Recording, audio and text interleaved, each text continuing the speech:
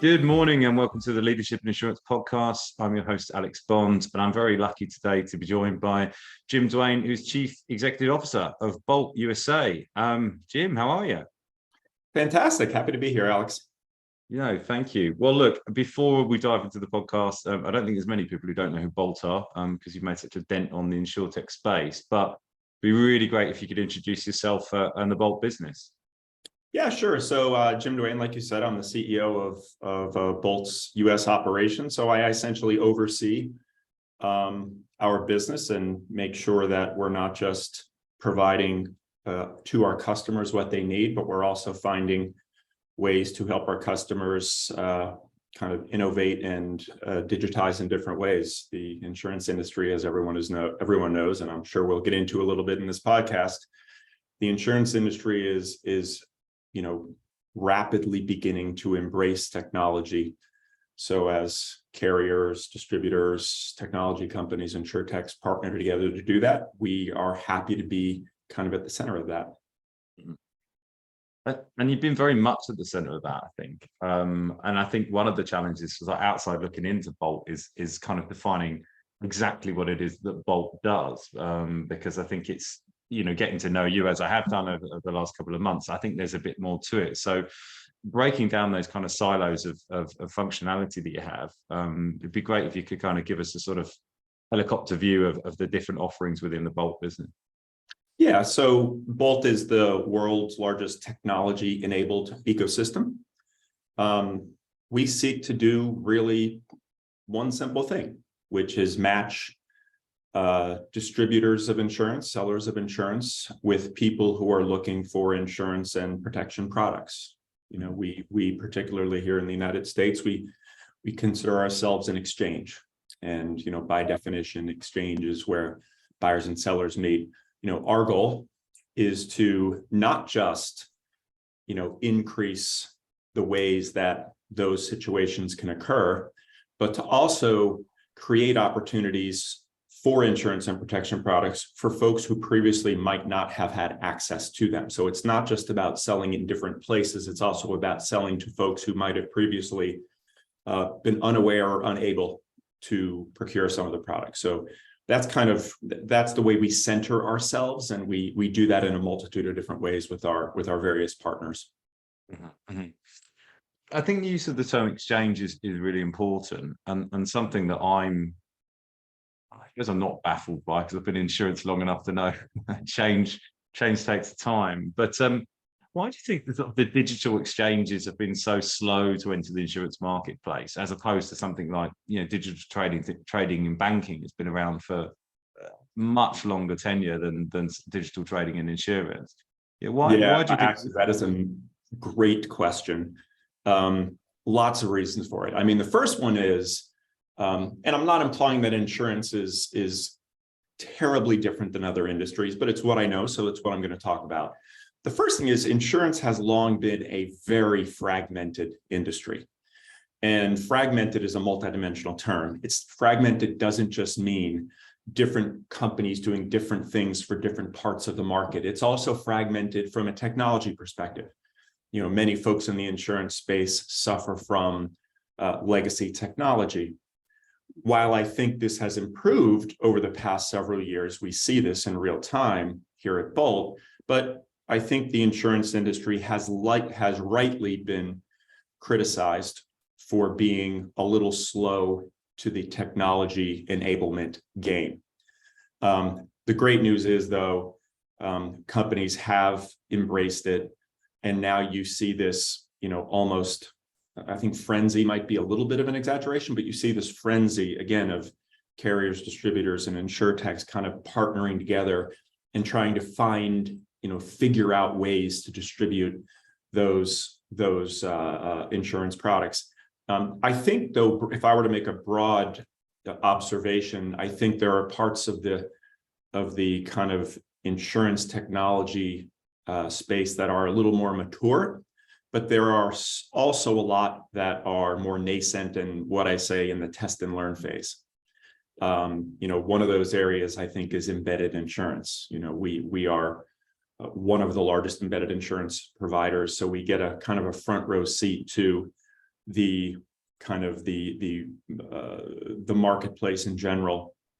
And I think there's a lot of companies running around out there kind of, as we say in the tech space, plugging APIs in as many places as they possibly can, hoping that traffic will come. And I think there's some testing and learning going on in that space. We've been doing it for a long time, so we feel like we have a little bit of a head start on that. But kind of that's an example. So it's the reality of it is what's kind of embedded in your question is correct. The insurance industry has been a little slow to come around. The good news is they have come around, and I think many of the legacy folks that may not have thought they needed investment in technology, one of two things is going to happen.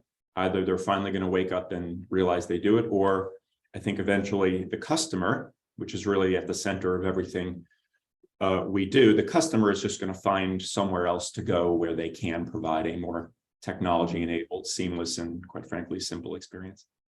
Yeah, I think that's such an important thing to send to the customer, and I think people talk about it, but we my colleague Sophie and I attended a UX UI event in the fintech space, and they were talking about, it was more centered around banking. It was quite funny. They kept saying fintech and insurtech, it was very much an add-on,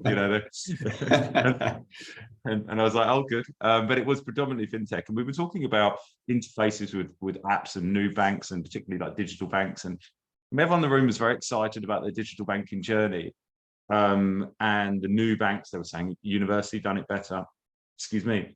But then someone raised a really important point, which was they put up their hand quite sheepishly as went, do the customer really care? Like I love it.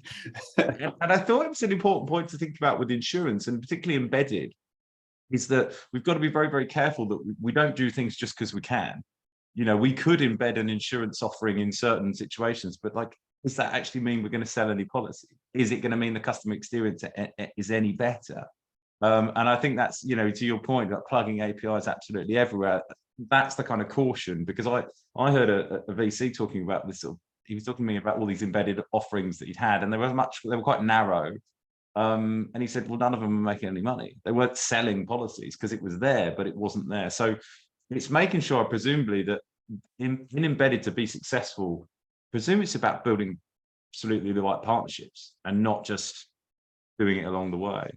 That's exactly right. Lots to unpack there. So first of all, I agree with you completely. It's the correct observation, in my opinion. I think, first of all, the way we think about it is, and this is what I meant before when I said plugging APIs in, people quickly realize that the technology itself is only one part of the embedded insurance experience.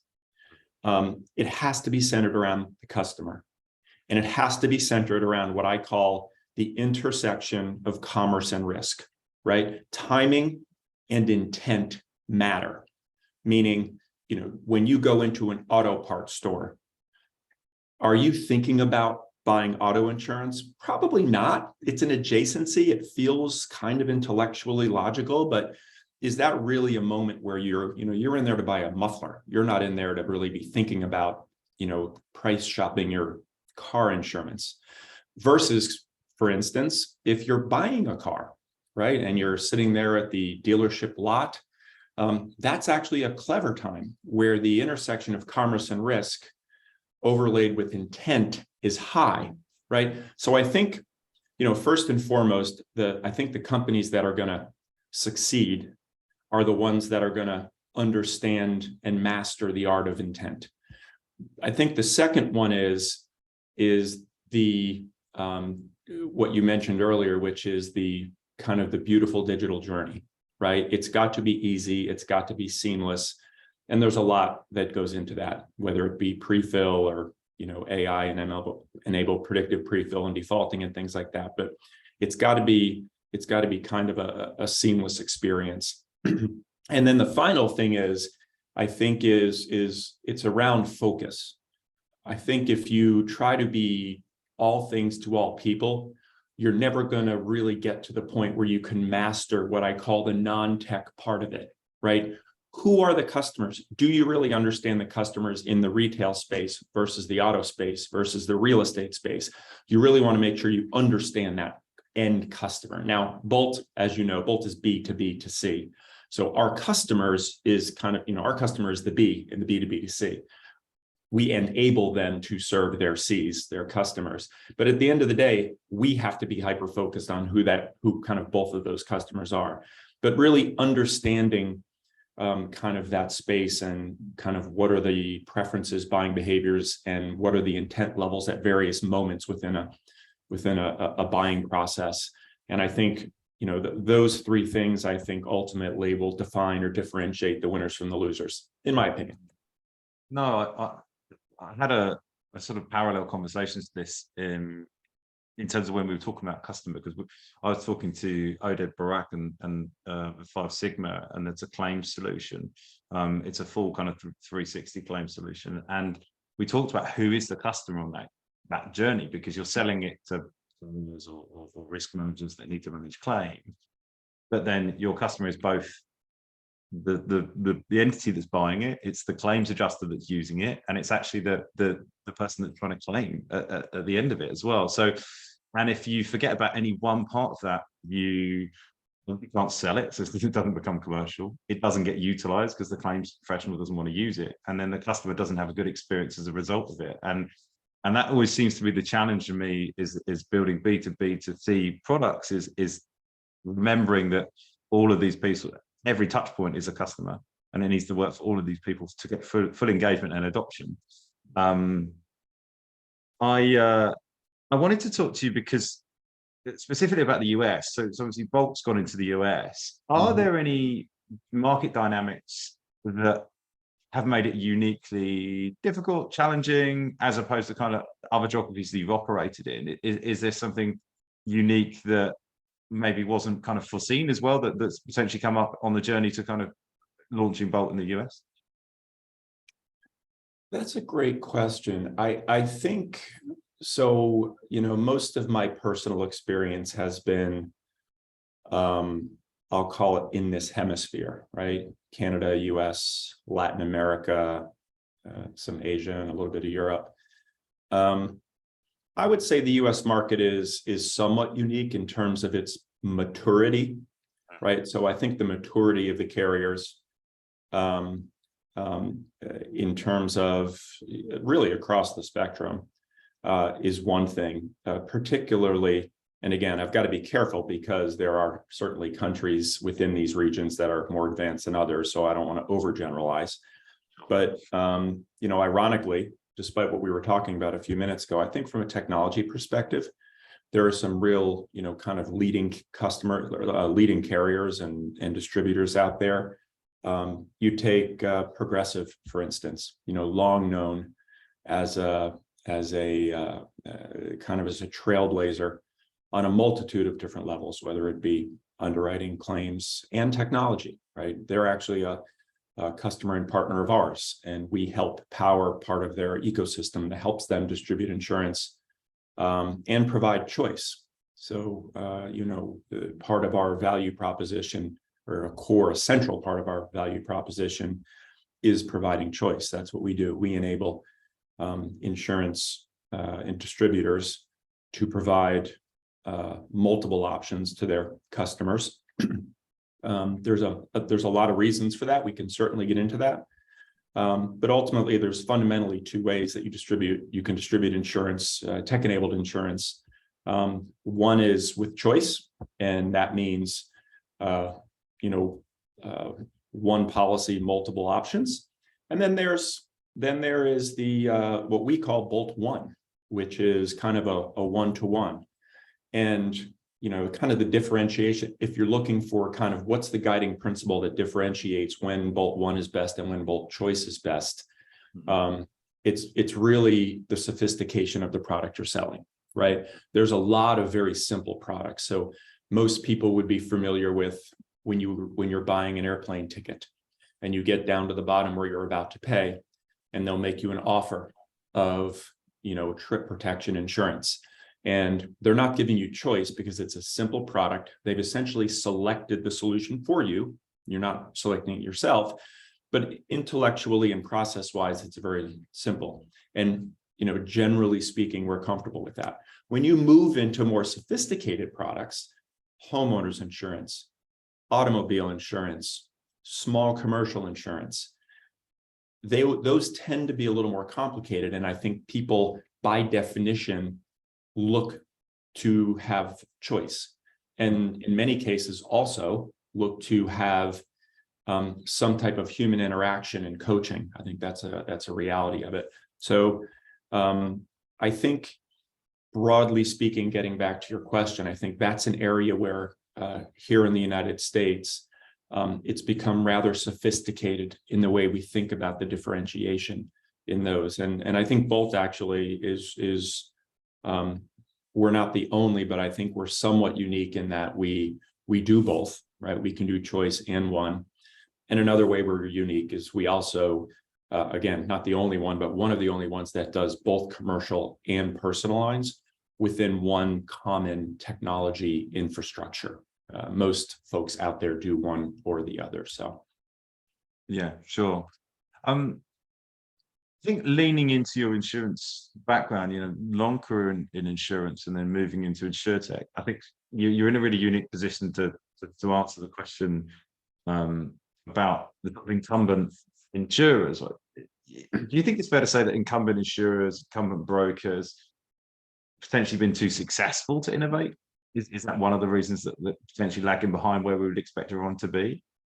I think some, but I really think it's really it comes down to really prioritization and resource kind of resource allocation, right? I think you can frame it to say that they've been so successful that they haven't slowed down long enough to innovate, and I think that would be fair. The beauty of it, however, is that with this emerging insurtech space and its rapid maturing, I think it gives the carriers, the brokers that may have been complacent or unfocused on innovation, it gives them the ability to quickly get back in the game. Every industry, every technology industry, whether it be insurance, financial services, or something else, everyone struggles with that population of their future or current customers that thinks they can build it themselves. I think,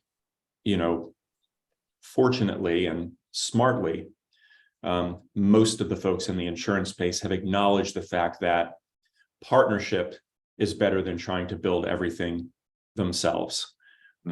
Generally speaking, when I was with an insurance carrier, I was with insurance carriers for over 25 years. Early in my career, I thought, well, we could build this ourselves, but I quickly came to the conclusion that, I'm going to focus on taking care of my underwriting. I'm going to focus on taking care of my customers during claims. And if I need to bring in some technology, I'm going to bring in an expert who actually can partner with me to do that. And I think while there have been folks that you could argue have been too successful, I think there's a path forward for them by partnering with folks like Bolt. Yeah, I think that's true. And I think that's the observation I've made, even in the, so I've been in insurance for 17 years. And the journey that you've seen those insurers go on is everyone built everything in-house, on-prem. If they needed new technology, it was built. It was this long-winded, years process. And then quite often we weren't up to scratch when we delivered it. And I think the shift that I've seen is everything's about partnership now. And you look at the damage that a carrier can do, and by that I mean how successful they can be with if you can introduce some technology that makes these businesses 10% more efficient, then they've already got the mass, they've already got the scale of distribution to mean that that's a very, very meaningful outcome.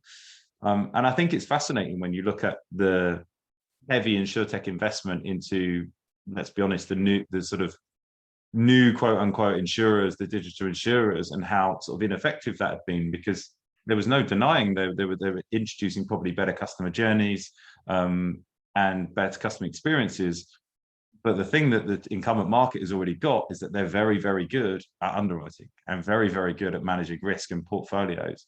And there's such a mismatch there of going, oh, the tech will solve all the problems. Well, not if you're underlying underwriting skills aren't there. So it's fascinating to see the shift away from that. And actually, in this same talk that Sophie and I attended, we talked about digital banks versus in the UK, they'd launched the Chase app. And it's an almost unbeatable product because they could lure people in with price, they could compete with better interest rates than anyone could. And actually, if the functionality was even close, then they were always going to draw customers in. And I flipped that on the insurance head and said, if the incumbent class just get better with technology and they could do that with partnerships, then actually building a kind of new digital insurer seems a very challenging proposition. Yeah, my advice to the, my advice to the insurance industry when they wrestle with the question of should we build or should we partner and buy, I think where most people kind of miss the mark a little bit is the failure to see the differentiation between building and maintaining. And that's a really, really important distinction, right? Building something is one thing, but then realizing the complexity of maintenance and enhancement and innovation and continuous improvement, continuous upgrade, I think that's generally what people underestimate. So what happens is they get millions of dollars into a project, they declare victory, and within 6 to 12 months, they're dealing with obsolescence. Whereas, so I think that's a big thing. So we've had, the cautionary tale. We've had countless companies that we talked to. They decided to build themselves, and within 12 to 24 months, they were back saying, "Wow, we didn't realize how hard this was. Can you please help us?" And we're always happy to do that. They're very smart people. They just underestimated kind of the second chapter of technology, building technology. So that's my advice.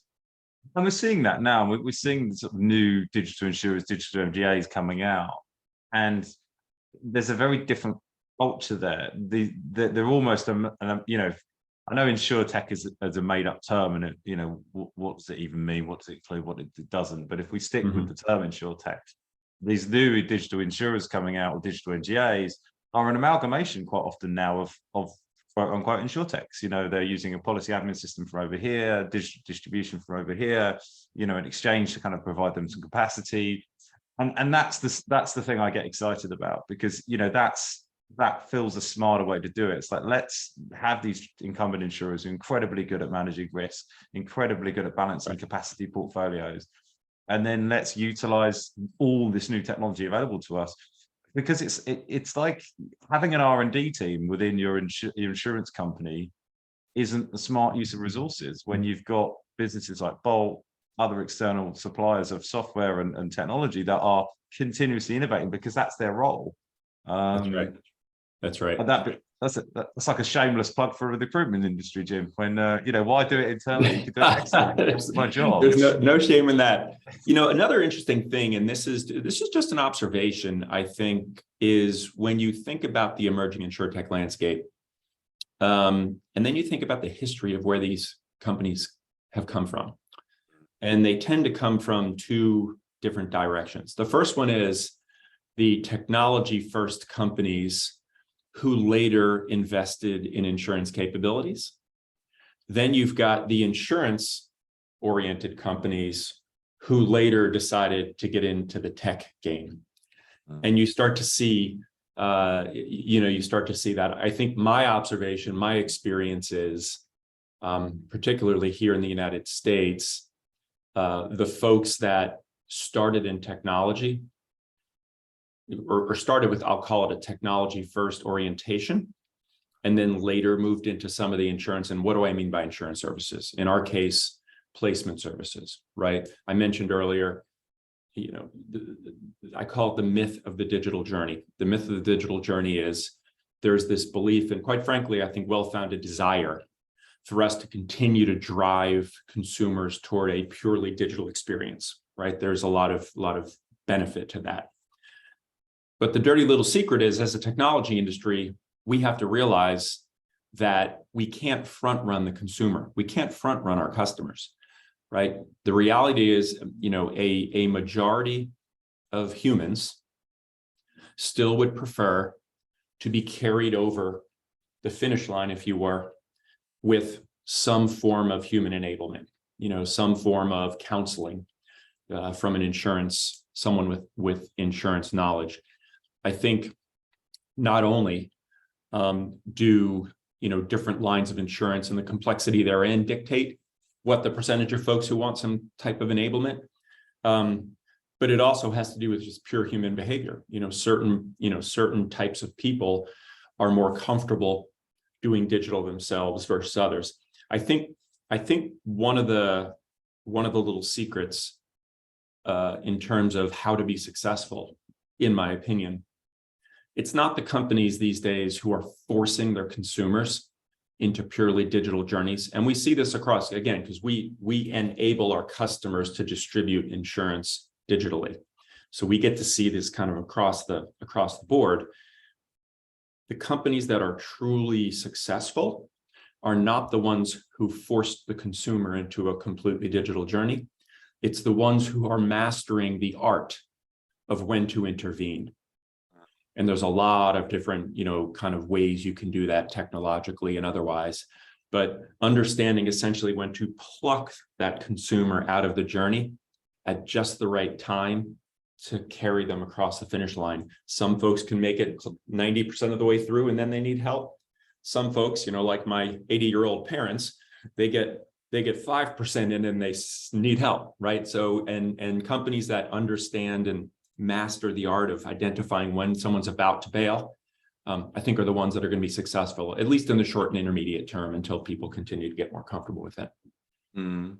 And it's blending those offerings correctly as well. I mean, I've it's depressing how long it's been going on, but I'm going through a claims process that sadly my full team have to hear about every day because I moan about it.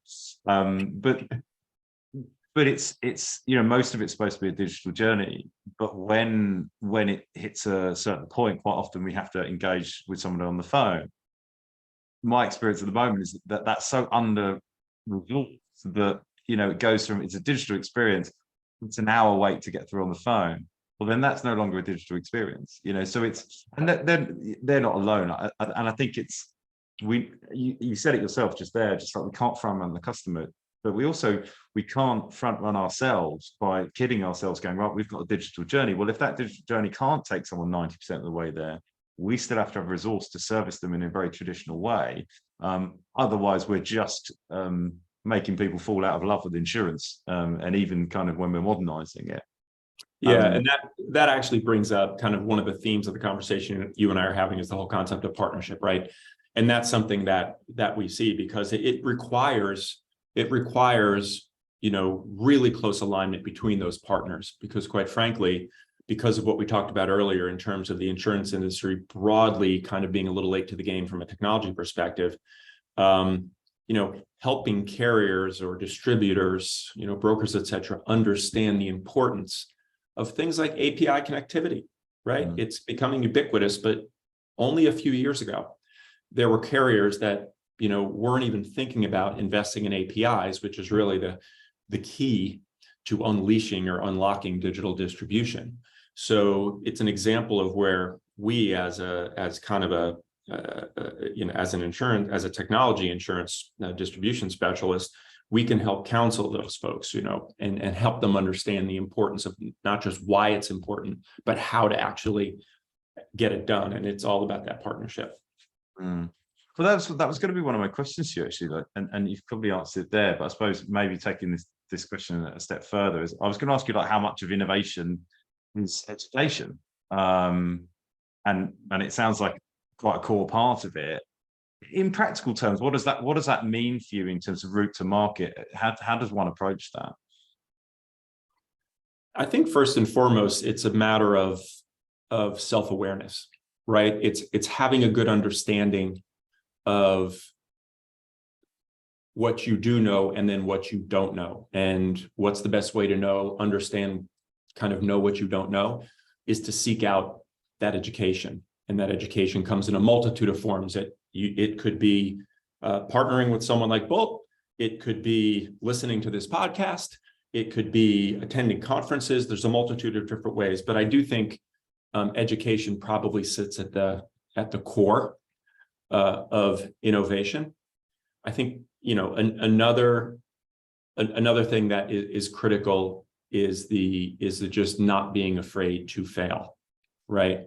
Education only takes you so far, and not being afraid of it. It's how technology has been built, right? How many currently successful tech entrepreneurs, almost every one of them have a story about how the first two failed, right? Or the first one failed, or the first five failed.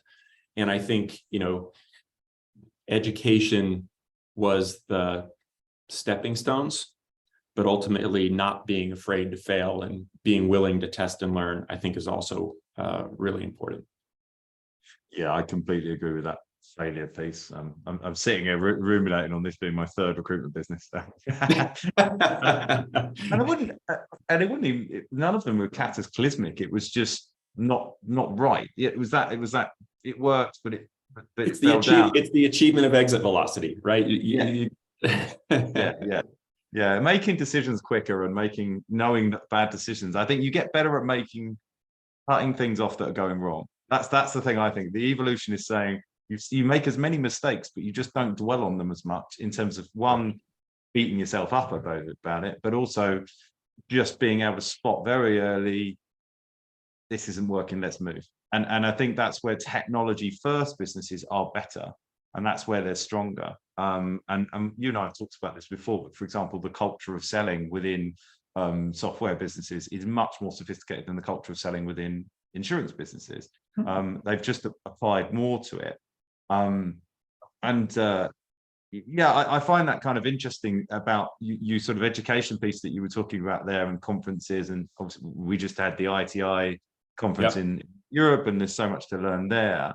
The culture of technology businesses is to give people room to grow and learn. And I know Google's famous for having 20% of your week is just on sort of innovating.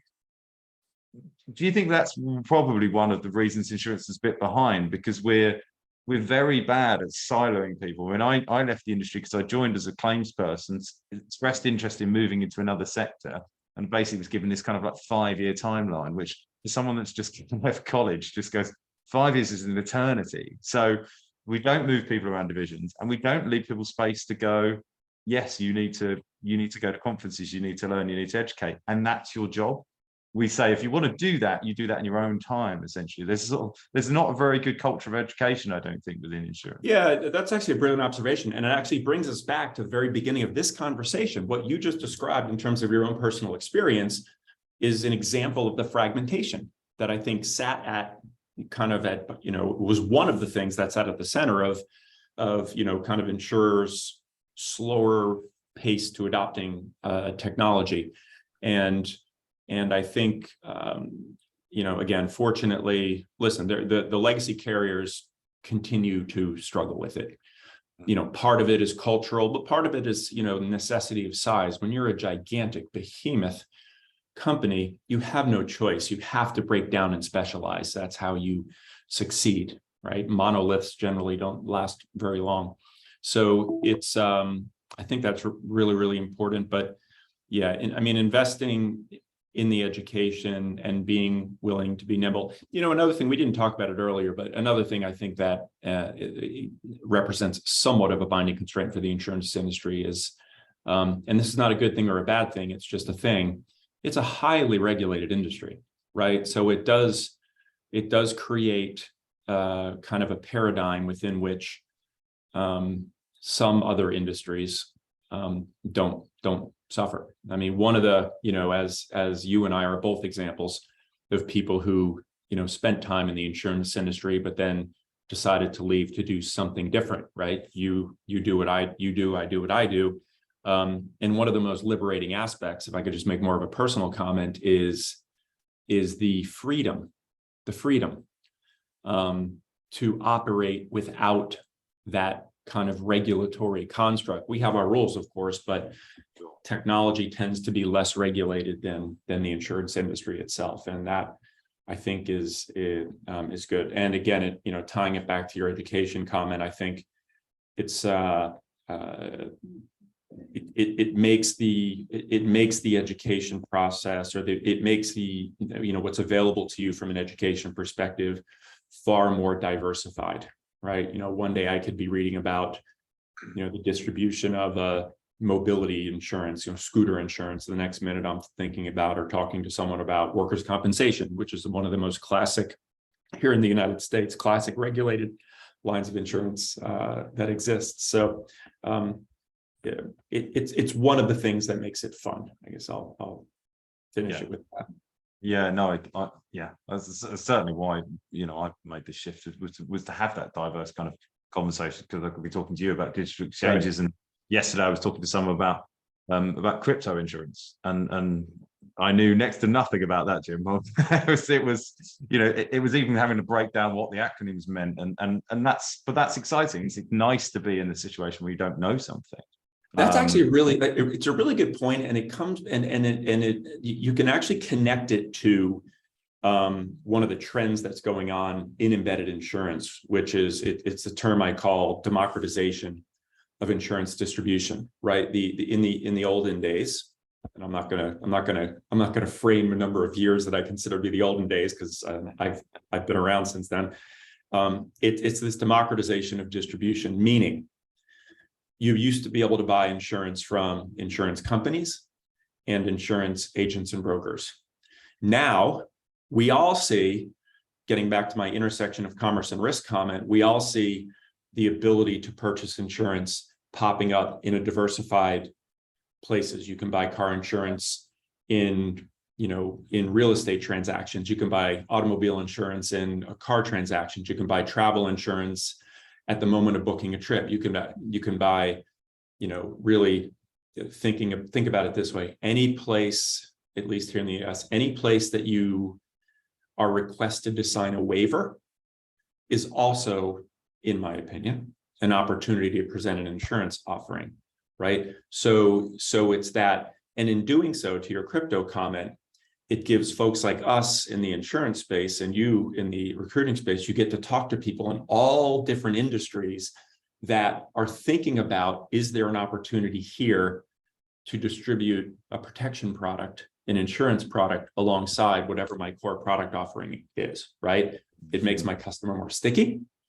It improves CAC to LTV, and it diversifies and stabilizes my business. So, you kind of take a trend that's occurring in the embedded insurance and you connect it back to kind of your education and exploration. And it's part of what makes this business fun. I was going to ask you another question, but I think ending on making insurance fun is the best way that we can end. Is that a contradiction? No, absolutely not. And I think it was Nigel Walsh has been on a mission from Google to make people fall in love with insurance. And I know Nigel. And I think we should support him on that mission. So absolutely. Jim, I could talk to you for ages, and thank you very much for your time. But I've really enjoyed that conversation. So Jim, thank you very much. Thank you. I really appreciate the time. Really appreciate the conversation.